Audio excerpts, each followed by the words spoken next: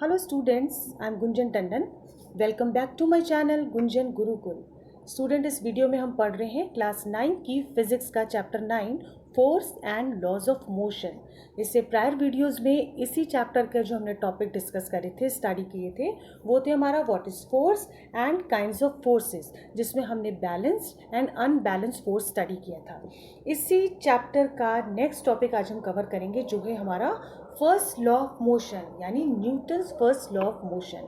Right, तो start करते हैं। इसको बहुत ही ईजी तरीके से समझने के लिए हम एनसीईआरटी के थ्रू चलेंगे कि एनसीईआरटी में इसको किन किन तरह से इसको एक्सप्लेन किया गया है। राइट, तो देखते हैं यहाँ पे।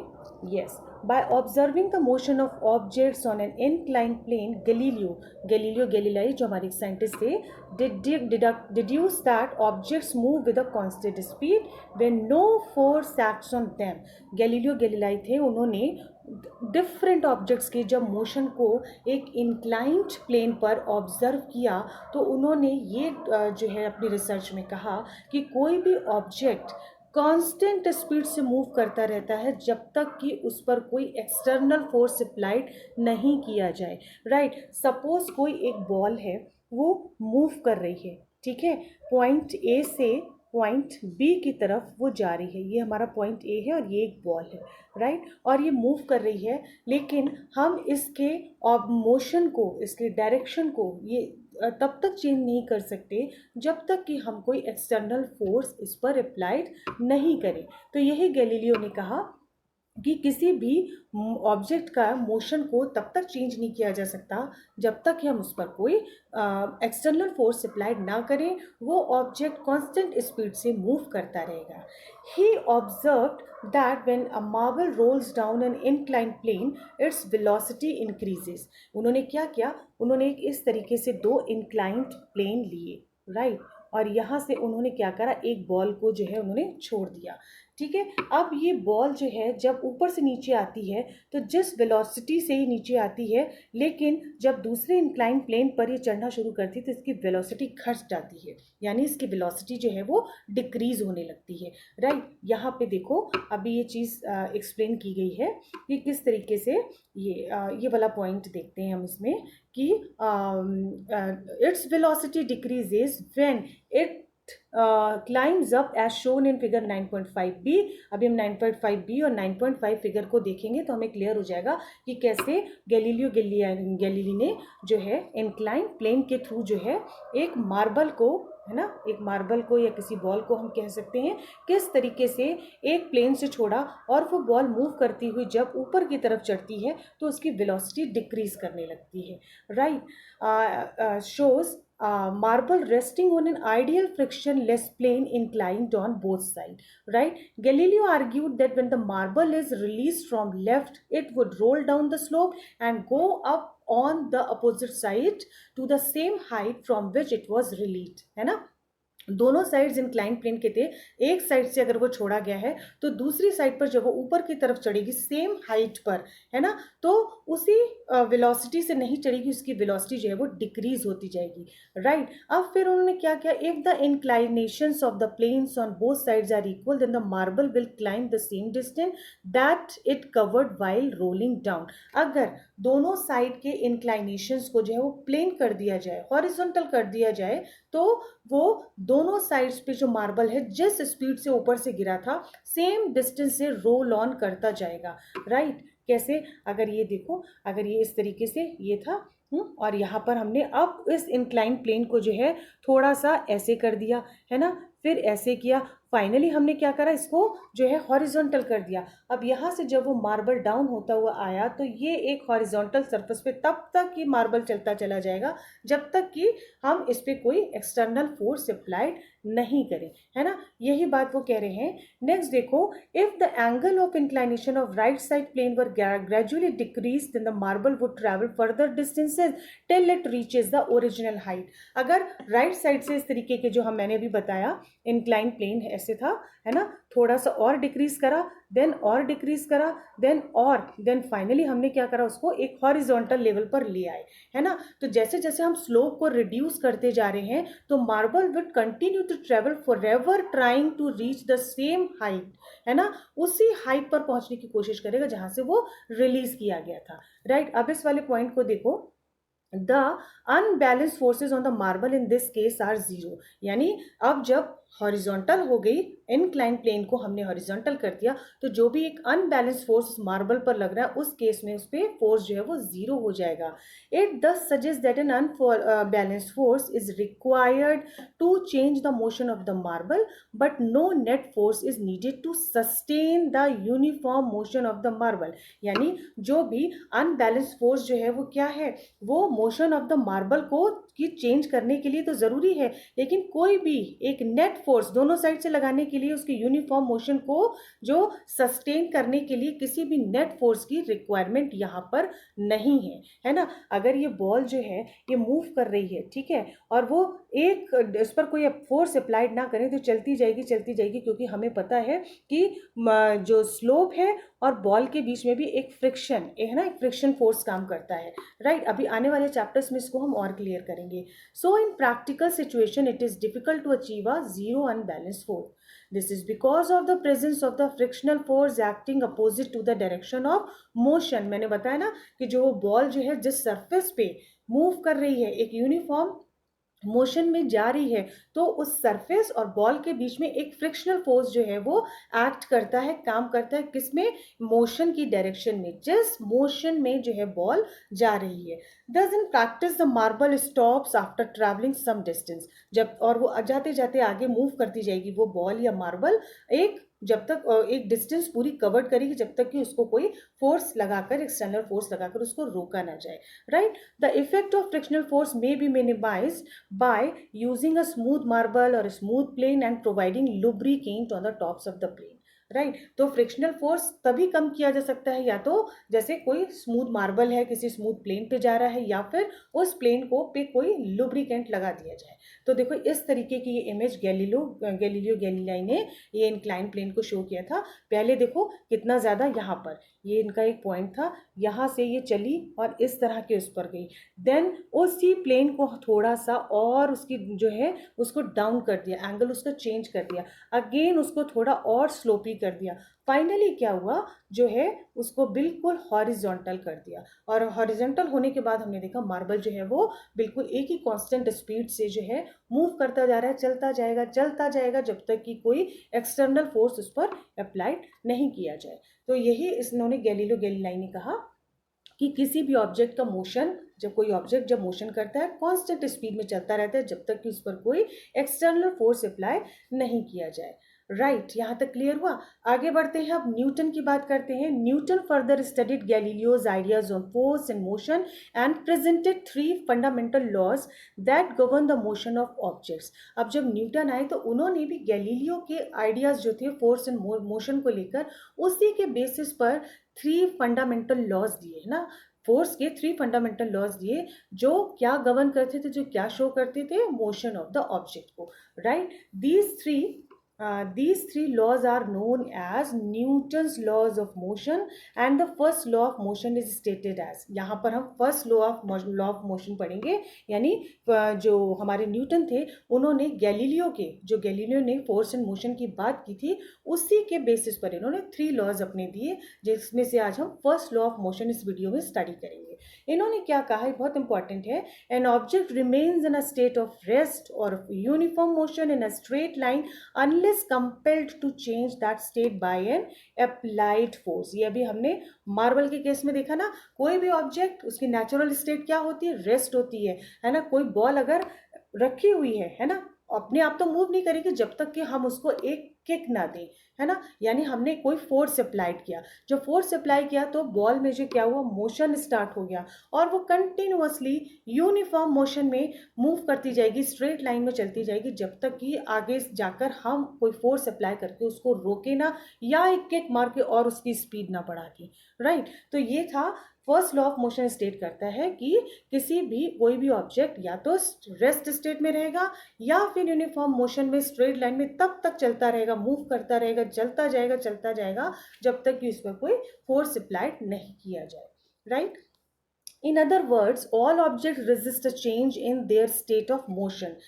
सब ऑब्जेक्ट्स जो हैं अपनी स्टेट ऑफ मोशन को रेजिस्ट करने की कोशिश करते हैं ना, अटेन सस्टेन करने की कोशिश करते हैं. In a qualitative way the tendency of the undisturbed objects to stay at rest or to keep moving with the same velocity is called inertia.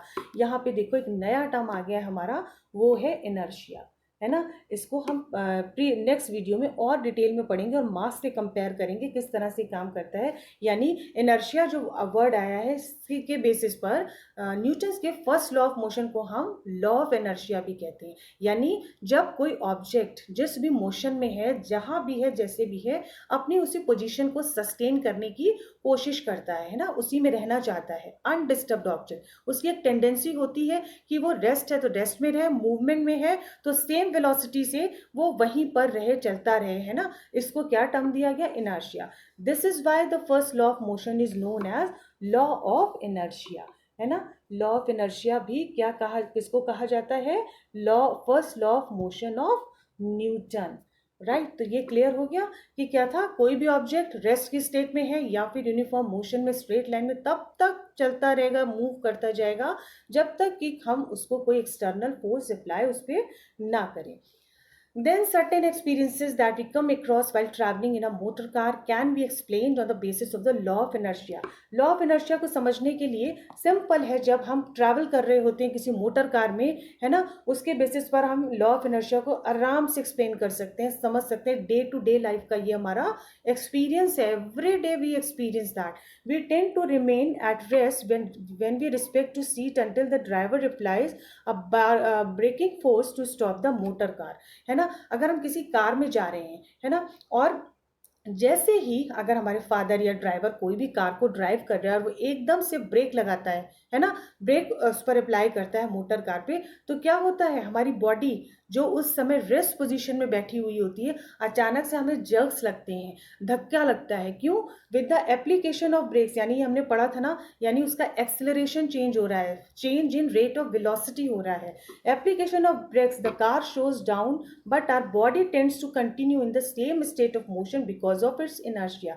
यानी स्ट्रेट मोशन में जो है हमारी कार चलती जा रही है, मान लो स्ट्रेट लाइन मोशन में हमारी कार मूव करती जा रही है ना, ये हमारी कार चलती जा रही है, और जैसे ही ड्राइवर ने ब्रेक अप्लाई करा तो हमारी बॉडी जो है आगे की तरफ जो है हमें धक्का लगता है, हम झुक जाते हैं, है ना, क्योंकि एकदम से फोर्स अप्लाई किया गया. जिस मोशन में वो ऑब्जेक्ट जो हमारी कार है वो जा रही है, उस पर बाहरी फोर्स लगाया गया, अब ब्रेक लगाए गए, राइट. तो ये क्या हुआ, जो हमारी बॉडी अचानक से जो है ना आगे की तरफ झुकती है, यानी हमारी इस जो बॉडी थी वो जिस मोशन में थी, यूनिफॉर्म मोशन में थी, उसकी स्टेट अचानक से चेंज हुई बिकॉज ऑफ इनर्शिया. यानी हम जो थे उसी जगह पर जो है खुद को रिटेन करने की, सस्टेन करने की पोजीशन में थे, है ना. A sudden application of brakes may thus cause injury to us by impact or collision with the panels in front.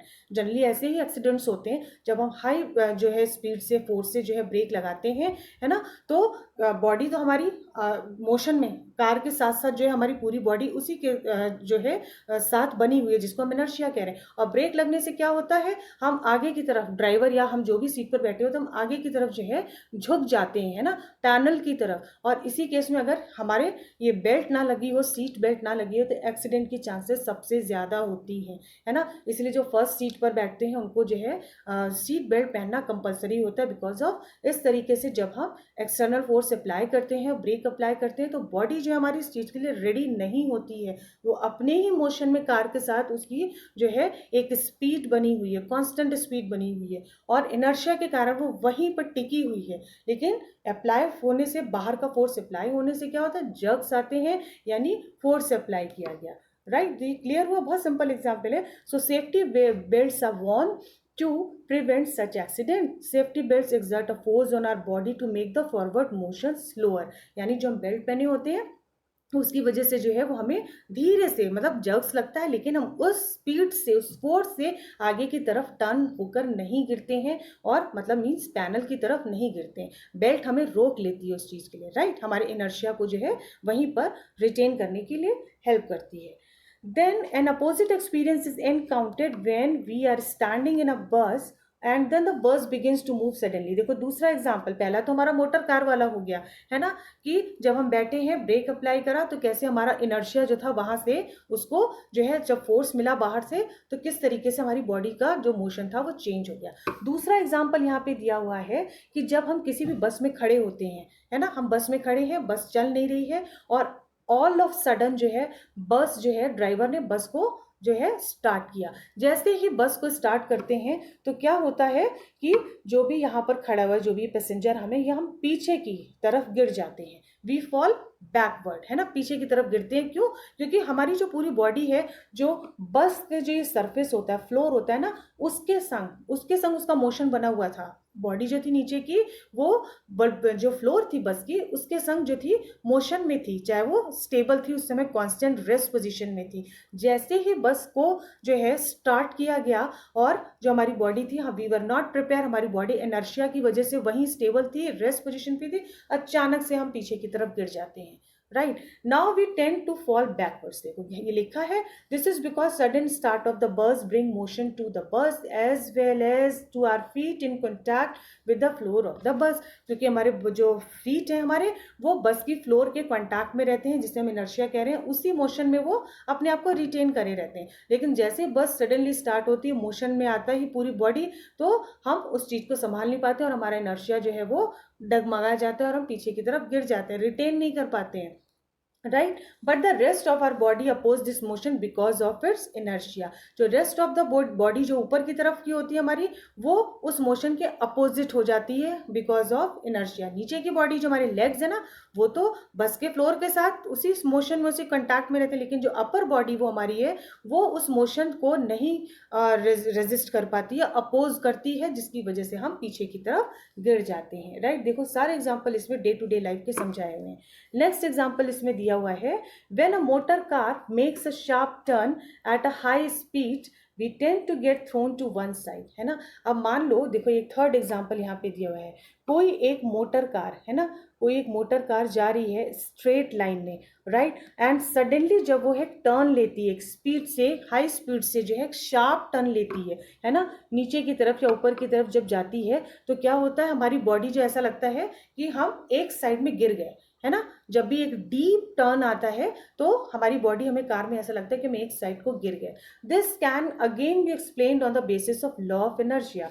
वही बात है कि हम तो स्ट्रेट मोशन में जा रहे थे, बॉडी हमारी इनर्शिया की वजह से जो थी, हमारी जो पार्ट था, लोअर पार्ट, वो वहीं रेजिस्ट था, उसी मोशन में चला जा रहा था, स्ट्रेट लाइन मोशन में। सडनली एक डीप टर्न लिया, डीप टर्न लेते ही वो स्ट्रेट लाइन मोशन खत्म हुआ, यानी बाहर से फोर्स अप्लाई हुआ और हम पूरी की तरफ जो है साइड में टर्न हो जाते हैं। ऐसा लगता है जब बाहर की तरफ किसी ने धक्का दे दिया, फोर्स किया, पुश करा। ये क्या था? On the basis of law of inertia.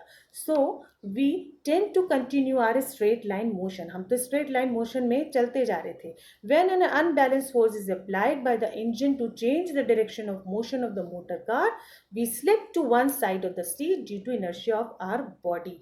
वही मैंने आपको भी समझाया, हम तो बैठे हुए हैं, स्ट्रेट लाइन में चलते जा रहे हैं, जैसे ही एक डीप टर्न आया, कार ने जो है अपनी स्पीड चेंज करके जो है लेफ्ट या राइट जब शार्प टर्न लिया तो, और जैसे यानी मीन्स क्या हुआ, टर्न लेने के लिए भी फोर्स अप्लाई किया जाएगा, एक अनबैलेंस फोर्स बाहर से अप्लाई किया गया, डायरेक्शन ऑफ मोशन उस मोटर कार की चेंज हुई और हम कार में क्या होता है, बैठे बैठे अपनी सीट पर एक साइड को टर्न हो जाते हैं। क्यों? क्योंकि नीचे की बॉडी तो हमारी इनर्शिया की वजह से कांटेक्ट में है, लेकिन अपर पोर्शन जो है वो हमारा अपोज करता है उस डायरेक्शन ऑफ मोशन को, जो उसके संग संग नहीं चल रहा होता है। जैसे ही शार्प टर्न लेते हैं और हमारी बॉडी ऊपर की वो झुक जाती है एक साइड में because of inertia of our body.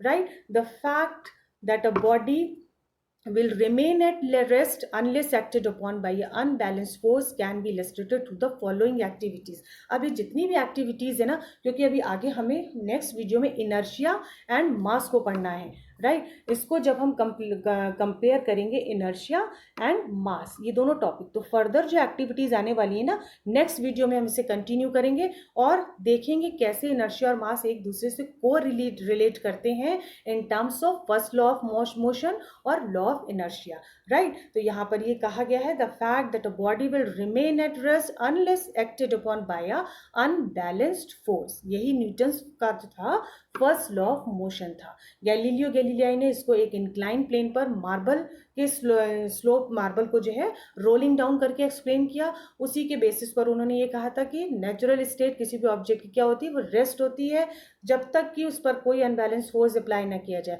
Newton ने क्या कहा कि कोई भी स्टेट जो है, कोई भी ऑब्जेक्ट की स्टेट वो रेस्ट होती है या फिर वो एक यूनिफॉर्म मोशन में कांस्टेंट स्पीड में चलती जा रही है, उसमें तब तक चेंज नहीं आएगा जब तक कि हम कोई एक्सटर्नल अनबैलेंस फोर्स बाहर से अप्लाई ना करें। जिसके हमने बहुत सारे एग्जाम्पल देखे। मोटर कार जब टर्न लेती है, व्हेन वी स्टैंडिंग इन अ बस, है ना, उसके साथ साथ क्या हमने पढ़ा, इनर्शिया। इनर्शिया मीन्स जहां पर हम रहते हैं, मतलब जहां बैठे होते हैं, जो हमारी बॉडी जो ऑब्जेक्ट का जो एक मोशन होता है वो कैसे अपने आप को उस पोजिशन में रेजिस्ट सस्टेन करने के लिए जो कोशिश करता है, ट्राई करता है, वो इनर्शिया कहलाता है। इसके बहुत सारे एग्जाम्पल हमने देखे। तो आपको ये सारी चीज़ें, first law of motion and inertia, यहाँ तक क्लियर हो गया है। नेक्स्ट वीडियोज़ में हम एक्टिविटीज़ के थ्रू इनर्शिया एंड मास को स्टडी करेंगे, right. I hope if you like my video, please like, share and subscribe. Till then, keep watching and keep learning.